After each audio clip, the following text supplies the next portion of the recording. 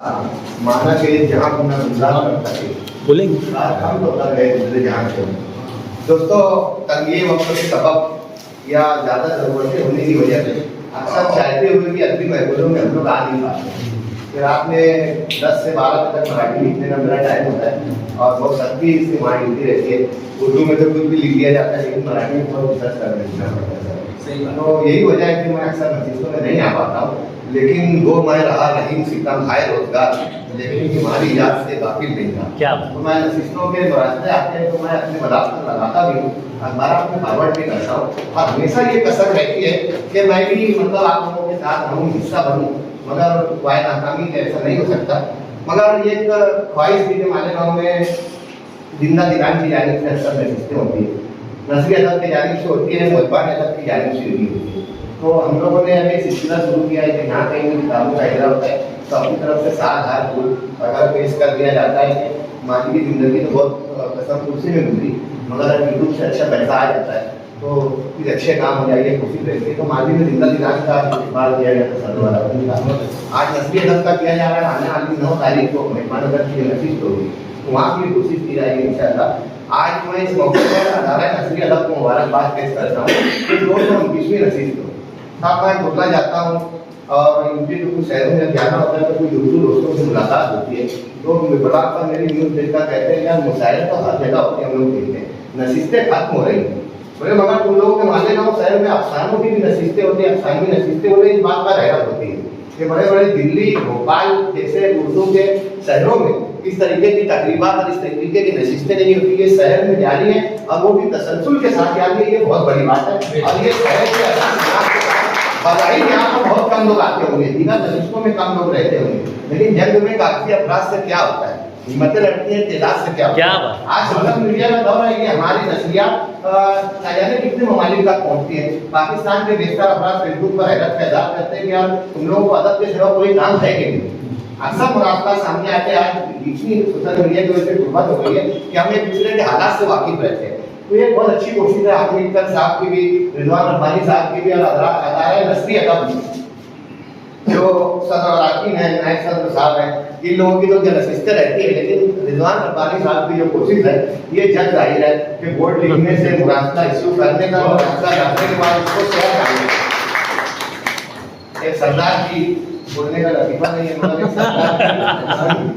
एक सरदार भी इंडिया घूमने के लिए आए, एक अंग्रेज इंडिया घूमने के लिए आया तो दिल्ली में लाल किले के पास उसने टैक्सी ड्राइवर को साथ ले लिया और उसी को बतौर गाइड इस्तेमाल करता था। पूछता था व्हाट इज दिस, बोले लाल किला है, कितने दिन में बोले बोले ये लाल किले ये क्या, बोले लाल किला है, बोले इसको ऊपर ये निशान झंडा, बोले हमारा कौमी परचम है तिरंगा, तो बोले 3 कलर का क्यों, बोले देखो ऊपर का जो हरा कलर है, अब ऐसा है नहीं मगर वो सीख ने उसको कहा पंजाबी ने कि ऊपर का जो भगवा कलर है ये हिंदुओं का है और बीच का जो सफेद कलर है वो ईसाइयों का है और नीचे का जो हरा कलर है वो मुसलमानों का है। बोले आप किस समाज से ताल्लुक रखते हैं, बोले जी मैं सरदार हूँ। बोले इसमें तुम्हारा क्या है, बोले डंडा के तेरे बाप। तो रिजवान अदारे नस्ली अदब के साथ में रिजवानी साहब, रिजवान रब्बानी साहब को मुबारक और अल्लाह से दुआ कि उनकी ये कोशिश है अल्लाह कबूल करे। मैं साफत से हम लोग ताल्लुक रखते हैं तो मैं सोचा था कि ख्याल अंसारी साहब को किया जाए और अगर हम लोग अपने हाथ से देखो ये शायद कभी पजीराई नहीं होती थी, मगर अगर ख्याल साहब ये अवार्ड मिलते और ये एजाज इस्तेमाल करते हैं तो मैं समझता हूँ कि इसमें मजीद चार शायद लगेगा। ख्याल अंसारी साहब हम लोग की दावत पर यहाँ आए, काफी मसरूफियत के बावजूद सबसे पहले तो मैं उनका शुक्रगुजार हूँ। मैं चाहता हूँ कि सबसे पहले सदर महफिल की खिदमत में शामिल ख्याल अंसारी साहब के हाथों सदर महफिल मोहम्मद रजा साहब की खिदमत में क्या बात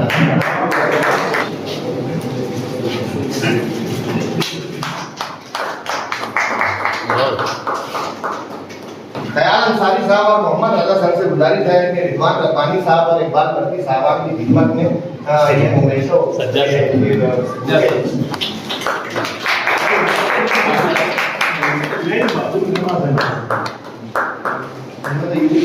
जी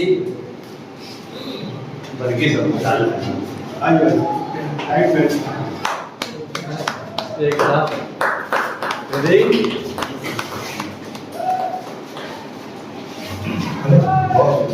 एक मिनट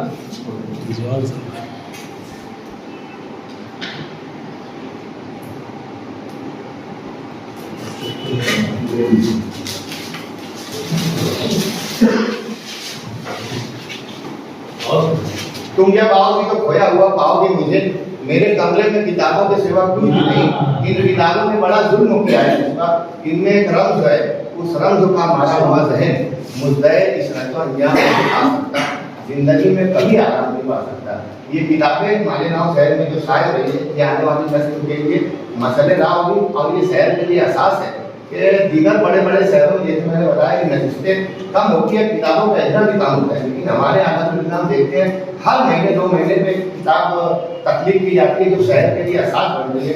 उसी सिलसिले की एक कड़ी इकबाल भर्ती साहब इनकी किताब रिपोर्ट का इजरा यहाँ पर हुआ, मैं मुबारकबाद पेश करता हूँ और जावेद सर से गुजारिश करता हूँ कि सर कैसे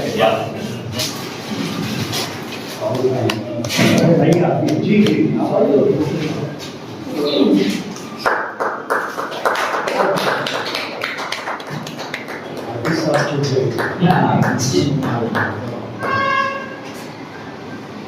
रशीद आईडी साहब के साथ आपको ये साल का नजर है इकबाल भर्ती सर।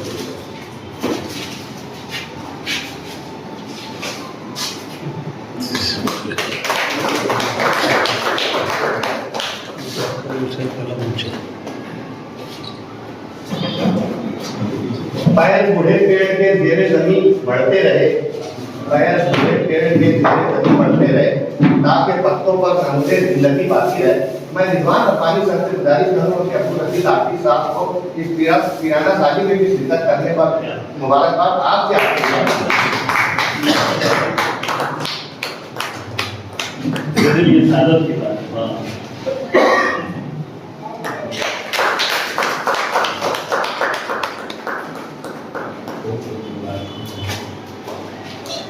दिए को चांद कभी चांद को दिया लिखना, दिए को चांद कभी चांद को दिया लिखना, हमें कभी नहीं आया अला बला लिखना, यही तो काम हुआ है यहाँ हमारे शुक्र।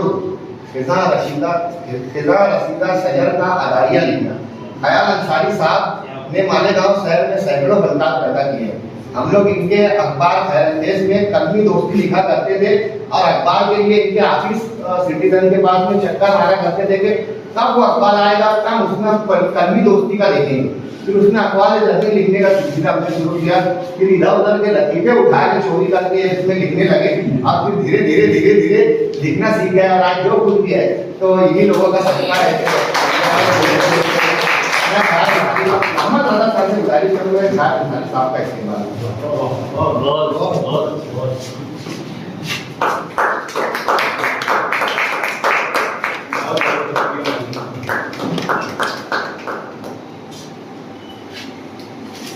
मैं यहाँ मुलाकात करना चाहता हूँ कि मालेगांव में एक फनकार ऐसा भी है जो यूट्यूब के जरिए अक़वामी सतह पर अपना नाम पेश कर रहा है।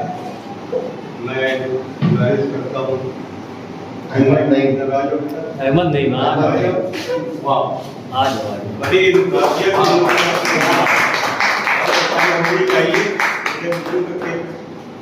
में चल रहा है उनका काम बहुत अच्छा। मैं आपकी तरफ से क्या बात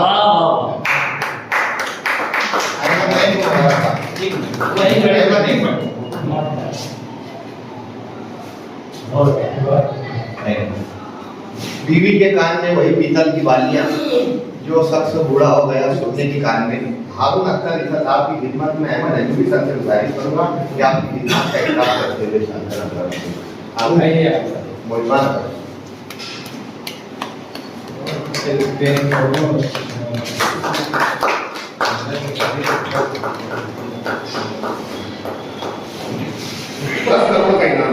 क्योंकि उस पर सैकड़ों कत्ल के मामले में मुलविस होने का इल्जाम है। हुकूमत नक्सलवाद के खिलाफ मुसलसल मुताबिक है। इन बहते हुए नक्सलवादियों को राष्ट्रीय विचारधारा में लाने के लिए